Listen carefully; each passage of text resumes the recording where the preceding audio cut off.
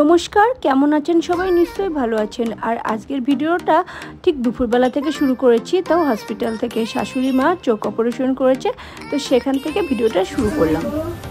আমি হাত চালিয়ে করলে কি হবে? এবার বেগুন কি করে কেটেছো? এবার মাছগুলি থাকে দাও তুমি আলু ভাজার মতো করে লম্বা লম্বা করে কাটো। একদম ছোট মাছ নাকি? দেখতে পাচ্ছ না ওগুলো জ্যান্ত যে ওই মাছগুলো? কি জীবনটা পুরো নষ্ট হয়ে গেল আমার। এত মাছ কে কেনে বাজারে গেলে? এই মাছটা মনে হচ্ছে তোমার কাটতে হবে। দাও না কি বাবা, এগুলো কি মাছ? এটা জীবনের নামই জানি না। বলেছিলাম একটা যে কোনো জ্যান্ত মাছ নিয়ে আসতে, আর তার সাথে মাংস। আর ও বাজারে গিয়ে পুরো মাছের বাজার তুলে নিয়ে চলে এসছে। মানে মাথাটা কত পরিমাণ গরম হয়। আর এদিকে শান্তনাকে এতগুলো মাছ কাটতে হবে, এগুলো ভাবা যায়?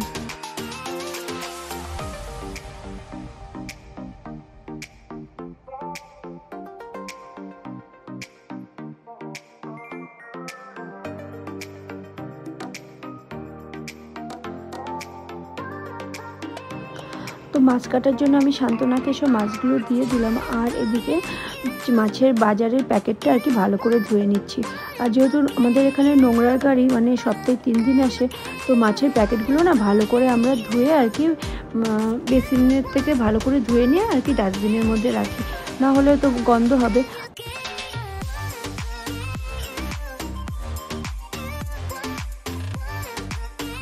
আর আমার একটা বাজে হ্যাবিট আছে, জুতো না পরে আমি কোনো কাজ করতে পারি না, সে ঘরের মধ্যে হাঁটাচলাই করতে পারিনি।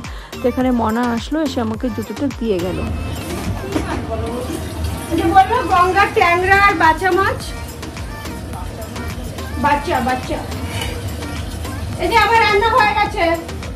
তুমি তো ইয়েটাও কাটতে পারলে না, ডেমি কুমড়োটা কেটে দাও। কি বলছো? এখানে আমার 2 রকমের মাছ, একটা হলো একটা কি যেন বলে কাজুলি মাছ, আর এটা পমপ্লেট মাছ ধোয়া হয়ে গেছে। আর আমার শাশুমার আজকে শখ হয়েছে এই যে সব চুনো মাছগুলো দিয়ে, পাঁচমিশালি মাছ দিয়ে, বেগুন দিয়ে। আর কি কেটেছো? বেগুন, পেঁয়াজ আর আলু দিয়ে, ধনেপাতা দিয়ে একটু মাখা মাখা তরকারি খাবে। তো এটা এখন হচ্ছে আর কি রান্না। আর এদিকে ভাত। শুকনো লঙ্কা আর কালো জিরে ফোড়ন দেওয়ার পরে আমি যে লঙ্কাটা দিলাম না, তখন দেখলাম কি চটপট করে ফুটছে না। তারপরে ফট করে দেখে কি নিচে গ্যাস হলো লিভে গেছে। এত পরিমাণ রান্নাঘরের জানলা দিয়ে হাওয়া ছিল, তার জন্য আমার গ্যাসটাই কখন লিভে গেছে নিজেও টের পাইনি। তো যাই হোক, গ্যাসটা ধরিয়ে লঙ্কা দিয়ে ভালো করে একটু ভেজে নিলাম, আর তার সাথে বেগুন আর আলু, তার সাথে পেঁয়াজটা দিয়ে একটু কষিয়ে নিলাম। নেওয়ার পরে ভাজা ভাজা হয়ে যাওয়ার পরে তোমার জিরে ভিজিয়ে রেখেছিলাম, তো জিরেটা দিয়ে একটু নাড়াচাড়া করে জল দিয়ে দেবো। আর নামানোর আগে সামান্য একটু ধনেপাতা দিয়ে দেবো, ধনেপাতা কুচি। তো ওটা দিয়ে নামিয়ে ফেলবো। এর মধ্যে না আপনারা চাইলে পেঁয়াজ না দিলেও দিতে পারেন। বেগুন আলু দিয়ে জিরে বাটা দিয়ে করলে হেবি সুন্দর একটা টেস্ট হয়।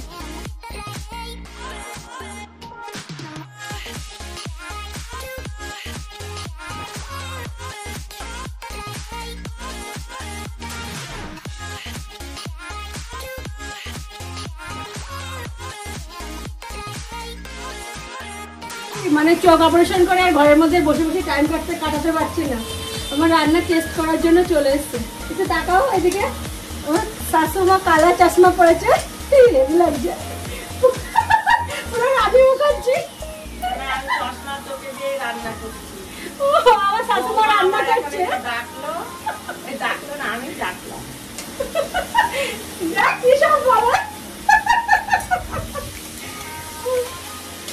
বেচারা শুয়ে থাকতে পারছে না, রান্নাঘরে চলে এসে একটু চাকাচাকি করতে। আসলে না, এখানে দাঁড়িয়ে ছিল, আমি একটু টেস্ট করে দেখো।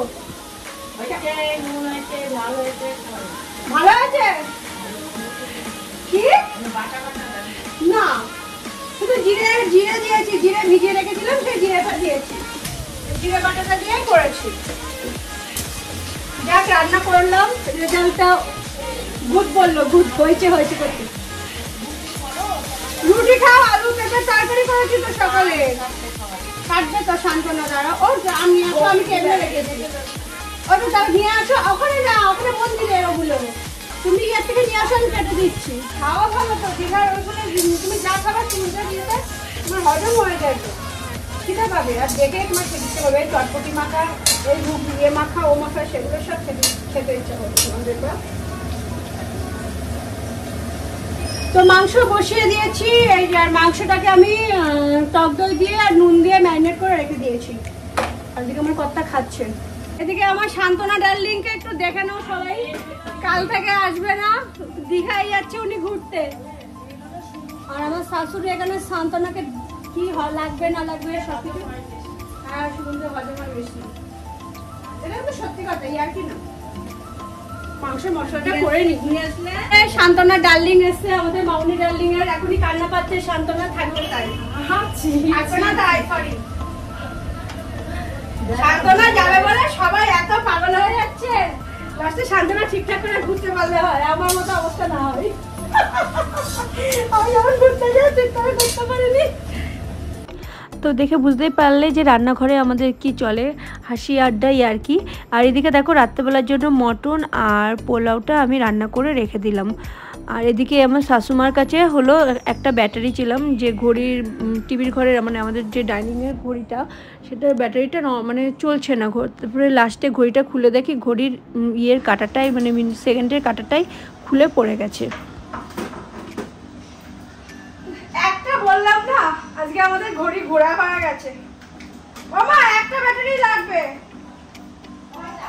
একটা বাবার ব্যাটারি তো আমি খুলতেই পারছি না।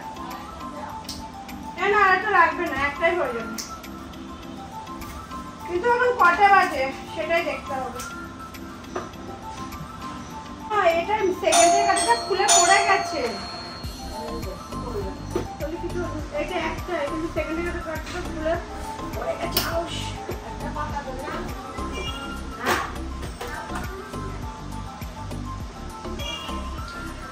ঘড়ি ঘোরা হয়ে গেছে, ঘড়ি ঠিক করতে হবে। তো বুধবারের পরে আর কোনো ভিডিও আমি করতে পারিনি, কারণ এদিক ওদিক প্রচণ্ড কাজের চাপ ছিল, তোমাদের সাথে শেয়ার করে উঠতে পারিনি। তো যাই হোক, এটা হলো শুক্রবারের সারাদিন, মানে সকাল থেকে কি করলাম সেটুকুনি আর কি শেয়ার করলাম আর কি তোমাদের সাথে।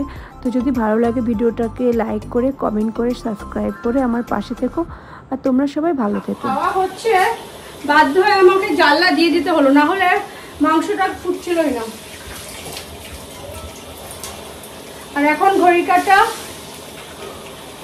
11:45। তখন ওদিকে খেতে দিতে যাবো। রাত্রেবেলা খাবার করা হয়ে গেছে, শুধু মাংসটা করলে হয়ে যায়।